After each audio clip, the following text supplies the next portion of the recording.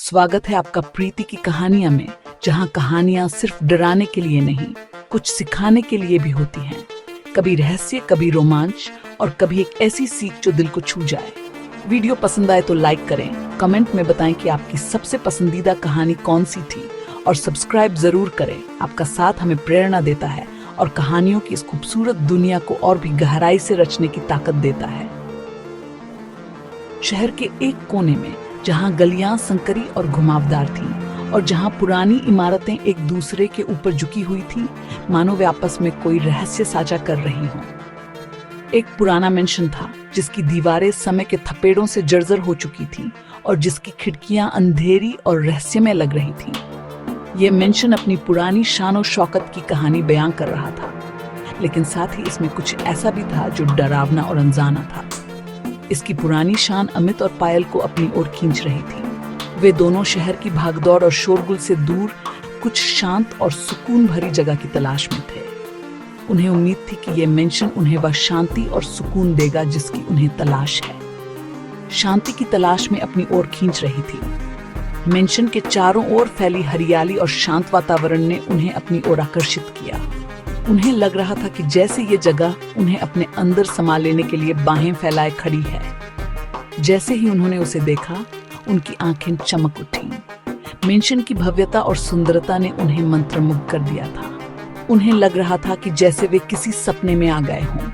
उनकी एक्साइटमेंट में थोड़ी बेचैनी भी थी, क्योंकि मेंशन के बारे में कुछ अजीब और रहस्यमय था। उन्हें लग रहा था कि जैसे ये जगह कुछ छुपा रही है और वे ये जानने के लिए उत्सुक थे कि वह क्या है। खाली हॉल में उनकी हंसी गूंज रही थी, लेकिन उस हंसी में भी एक अजीब सी खामोशी थी। मेंशन के अंदर का वातावरण शांत और डरावना था और उन्हें लग रहा था कि जैसे कोई उन्हें देख रहा है। हर कमरा अट्रैक्टिव लग रहा था, अपनी पुरानी फर्नीचर, शानदार झूमर और दीवारों पर लगी कलाकृतियों के साथ। हर कमरे में एक अलग कहानी छिपी हुई थी और अमित और पायल उन कहानियों को जानने के लिए उत्सुक थे, सिवाय एक के जो बाकी सबसे अलग था और जिसने उनका ध्यान अपनी ओर खींच लिया। एक भारी बंद दरवाजा जो रहस्य और अनजाने का प्रतीक था। दरवाजे पर एक पुराना और जटिल ताला लगा हुआ था जो उसे और भी रहस्यमय बना रहा था, जो एक अंधेरे कॉरिडोर के एंड में था जहां रोशनी कम थी और हवा ठंडी थी। कॉरिडोर में एक अजीब सी गंध आ रही थी जो उन्हें बेचैन कर रही थी। अमित ने हैंडल ट्राई किया, लेकिन वह अपनी जगह से नहीं हिला। दरवाजा जैसे किसी ने अंदर से बंद कर दिया हो, लेकिन वह हिला नहीं। दरवाजा बिल्कुल जाम था, मानो वह किसी रहस्य को छुपा रहा हो। शायद यह सिर्फ एक स्टोर रूम है, उसने कहा, अपनी निराशा को छिपाने की कोशिश करते हुए। उसने अपनी क्यूरियोसिटी छिपाते हुए कहा, लेकिन पायल जानती थी कि वह झूठ बोल रहा है। वह भी उस बंद दरवाजे के बारे में उतना ही उत्सुक था जितना कि वह खुद थी। पायल को दरवाजे से ठंडक महसूस हुई, एक अजीब सी ठंडक जो उसे डरा रही थी। एक ऐसी ठंडक जो उसकी हड्डियों तक घुसती हुई लग रही थी, मानो कोई उसे छू रहा हो। उसे लग रहा था कि जैसे दरवाजा किसी और दुनिया का रास्ता है। वहां रहने की कोशिश करने के बावजूद वे उस दरवाजे को भूल नहीं पा रहे थे। बंद कमरा उनके दिमाग में घूमता रहा, एक अनसुलझी पहेली की तरह। वे दोनों ये जानने के लिए बेताब थे कि उस दरवाजे के पीछे क्या है। एक शांत, बेचैन करने वाला मिस्ट्री जो उन्हें अपनी ओर खींच रहा था और उन्हें मजबूर कर रहा था कि वे उस दरवाजे का रहस्य जानें। क्या वे उस रहस्य को जानने की हिम्मत करेंगे? अगली सुबह वे राम सिन्हा से मिले, जो मेंशन के पुराने केयरटेकर थे। जब अमित ने बंद कमरे के बारे में पूछा, तो राम सिन्हा का बिहेवियर तुरंत बदल गया। उनकी आंखों में डर चमक उठा।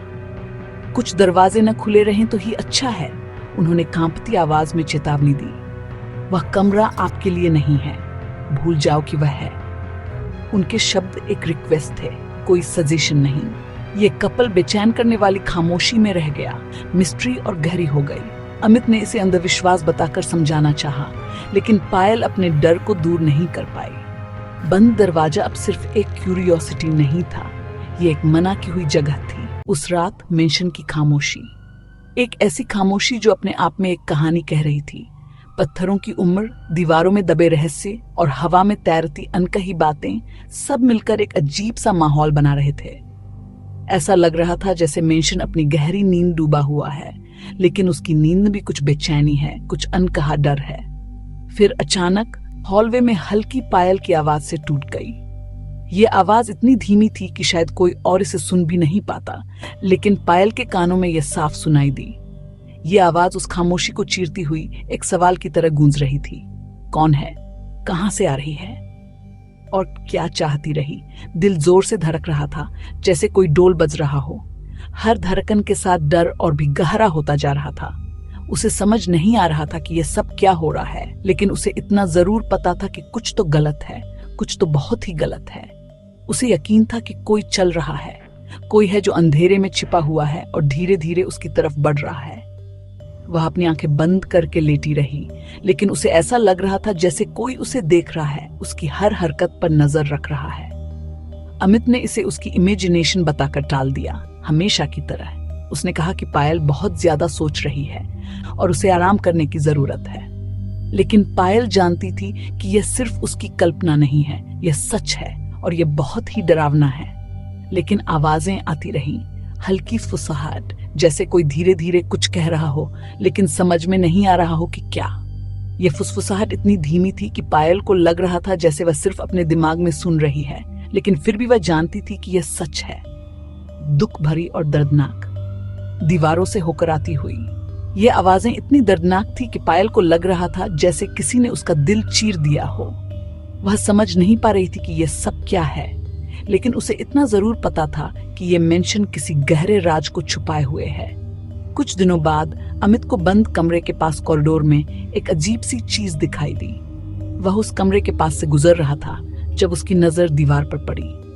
अजीब पुराने सिंबल खुदे हुए मिले। ये सिंबल ऐसे थे जैसे किसी पुरानी किताब से निकाले गए हों या किसी भूली हुई भाषा में लिखे गए हों।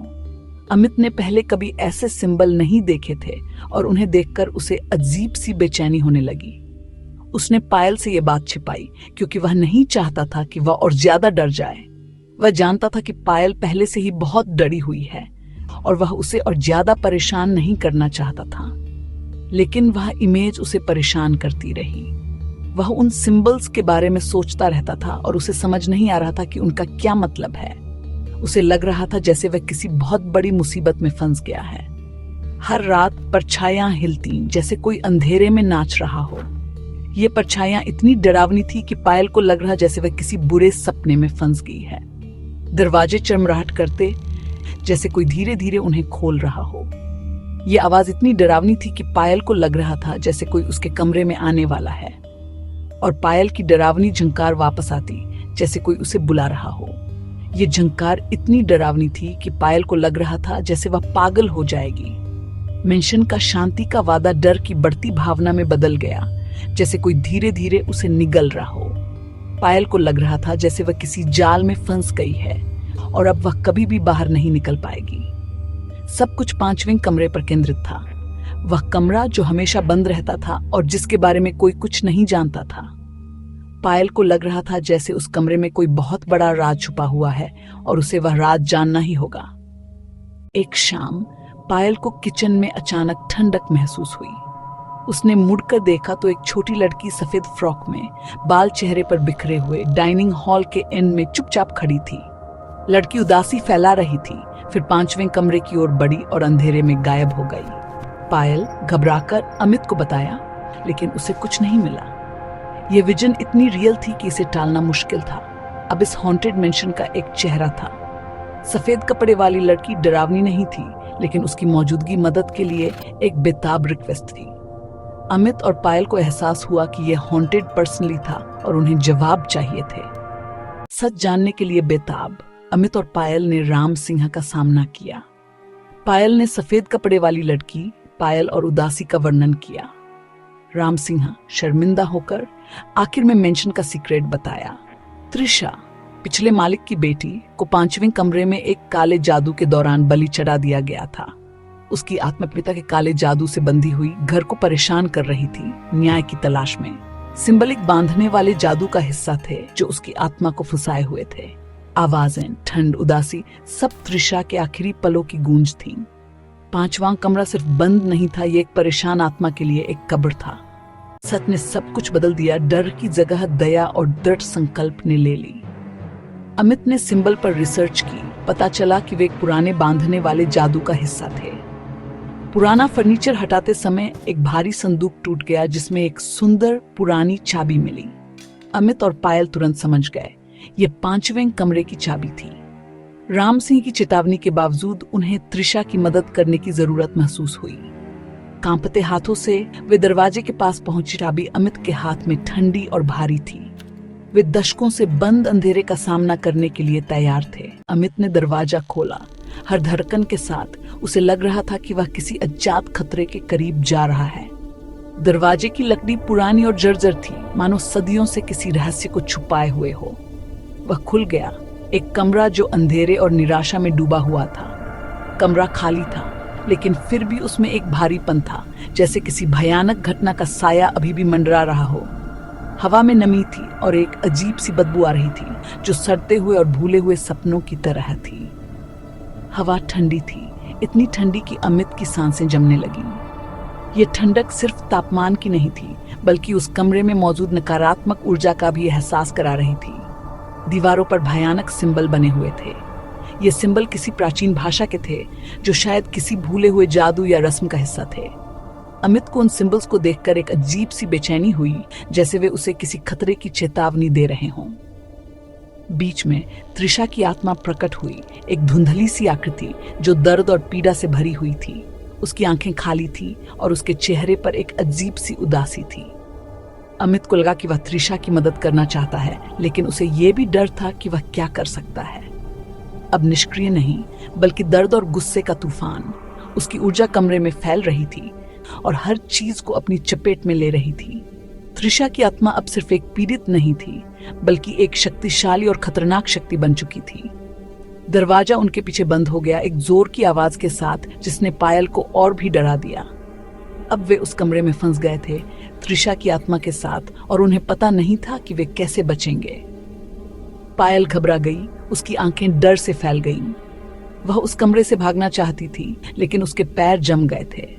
उसे लग रहा था कि वह किसी बुरे सपने में फंस गई है और उसे पता नहीं है कि वह कैसे जागेगी। लेकिन अमित ने एक मंत्र जपना शुरू कर दिया। उसकी आवाज में एक दृढ़ता थी जो पायल को थोड़ी सी हिम्मत दे रही थी। वह जानता था ये एक खतरनाक स्थिति है, लेकिन वह हार नहीं मानना चाहता था, जो उसे अपनी रिसर्च में मिला था। मंत्र के शब्द प्राचीन थे और उनमें एक शक्ति थी जो कमरे में मौजूद अंधेरे को चुनौती दे रही थी। अमित को उम्मीद थी कि यह मंत्र त्रिशा की आत्मा को शांत कर देगा और उन्हें उस कमरे से निकलने का रास्ता मिल जाएगा। आत्मा ने हमला किया। उसकी ऊर्जा एक हिंसक लहर की तरह अमित और पायल की ओर बढ़ रही थी। कमरा बुरी एनर्जी से धड़क रहा था। हर तरफ अंधेरा और निराशा थी और अमित और पायल को लग रहा था कि वे उस ऊर्जा के सामने बेबस हैं। हम आपको शांति पाने में मदद करना चाहते हैं, अमित चिल्लाया। उसकी आवाज कमरे में गूंज रही थी। वह जानता था कि त्रिशा की आत्मा को सुनना मुश्किल होगा, लेकिन वह कोशिश करना चाहता था। उसकी आवाज स्थिर थी, जैसे वह मंत्र जपता रहा। हर शब्द में एक प्रार्थना थी, एक उम्मीद थी कि त्रिशा की आत्मा को शांति मिल जाएगी। ये लड़ाई किसी मॉन्स्टर के खिलाफ नहीं थी, बल्कि एक ऐसी शक्ति के खिलाफ थी जो दिखाई नहीं दे रही थी, लेकिन फिर भी बहुत खतरनाक थी। बल्कि एक आत्मा के खिलाफ थी जो मुक्ति के लिए बेताब थी। अमित को लग रहा था कि त्रिशा की आत्मा को सिर्फ शांति चाहिए और वह शांति दिलाने के लिए कुछ भी करने को तैयार था। जैसे ही अमित ने मंत्र जपा, आत्मा का गुस्सा कम हो गया। उसका रूप सफेद कवाली दुख भरी लड़की में बदल गया। दबाने वाली ठंडक गायब हो गई, उसकी जगह उदासी की लहर ने ले ली। अमित की आवाज कोमल हो गई, खोई हुई बच्ची को शांत करती हुई। एक गर्म रोशनी ने त्रिशा को घेर लिया। उसने फुसफुसाया, शुक्रिया, थैंक यू। उसका रूप शांति से घुल गया। कमरे का अंधेरा हट गया। मेंशन हल्का महसूस हुआ, डर की भावना गायब हो गई। अमित और पायल ने एक परेशान आत्मा को शांति दी थी और पहली बार घर जैसा महसूस हुआ। दिन शांति से बीते। मेंशन आखिरकार एक सुरक्षित जगह था। अमित और पायल ने रिनोवेशन की योजना बनाई। 5वें कमरे को एक शांत स्मारक के रूप में छोड़ दिया। एक शाम उन्हें दरवाजा फिर से बंद और लॉक मिला। अंदर से हल्की खरोंच की आवाज आई, फिर खामोशी। दरवाजे पर नए शब्द दिखाई दिए, अंदर से खुदे हुए, मैं फिर आऊंगी, आई विल बी बैक। उनकी शांति टूट गई। अंधेरा गया नहीं था, सिर्फ आराम कर रहा था। मेंशन के सीक्रेट्स अभी खत्म नहीं हुए थे। तो ये थी आज की कहानी, रहस्य, रोमांच और एहसास से भरी हुई। अगर कहानी ने आपके दिल को छुआ हो तो लाइक जरूर करें, अपने ख्याल कमेंट में बताएं और सब्सक्राइब करके इस सफर का हिस्सा बने, क्योंकि हर कहानी के पीछे छुपा है एक एहसास, और हर एहसास को सुनाने का वादा है प्रीति की कहानियां। मिलते हैं अगली कहानी में, एक नए राज, एक नई रोशनी के साथ।